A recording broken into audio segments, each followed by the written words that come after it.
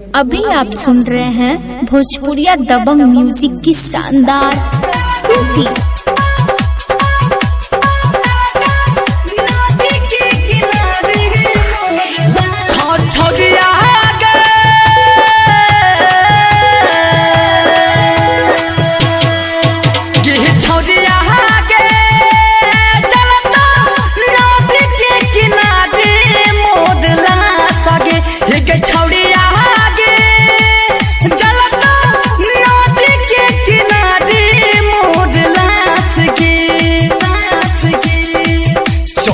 ससुरा जब तू जैली जई भी ससुरा जब तू तोड़ के तू हमर विश्वास गे हे गे हे गे हे गे हे गे हे गे हे गे हे गे हे गे गे छौड़िया गे चलता नदी के किनारे मोडला सगे हे गे छौड़िया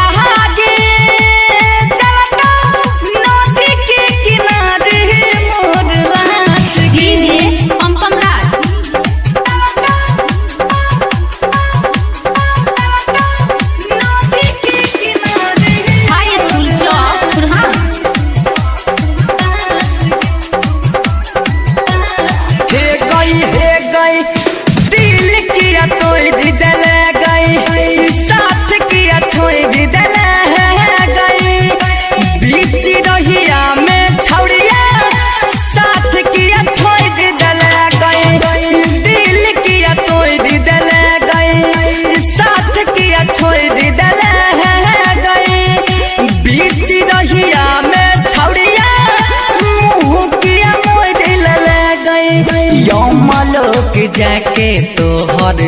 करब इंतजार गे हमारा लेखा पिया तोहर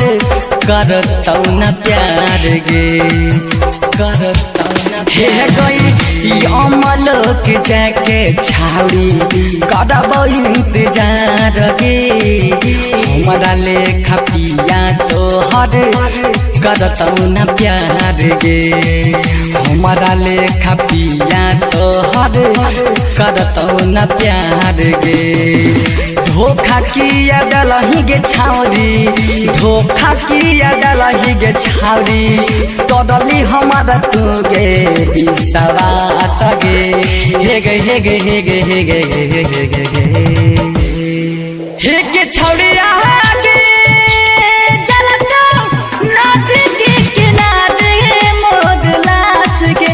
के छौड़िया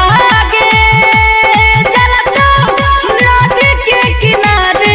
मोडलास गे पंपम राज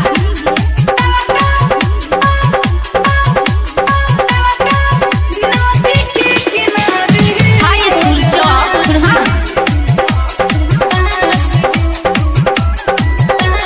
हे गई उन्हें तुझे मधुआ सजता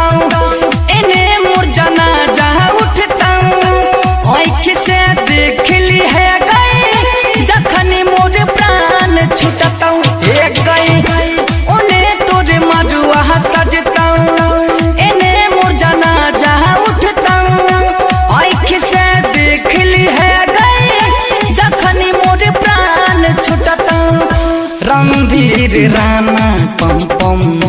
दुर्गेश कृष्ण चंदन छोड़ के चली जे भीता याद यही तो हमर संगम याद यही तो हमर संगम रणधीर राणा पम पम दुर्गेश कृष्ण चंदन छोड़ के चली जे भीता याद यही तो हमर संगम छोड़ के चली जे भीता याद यही तो हमर संगम सागर सुमन कहे गई राइटर रूपेश कहे गई देखे चल है छौड़िया ला सगे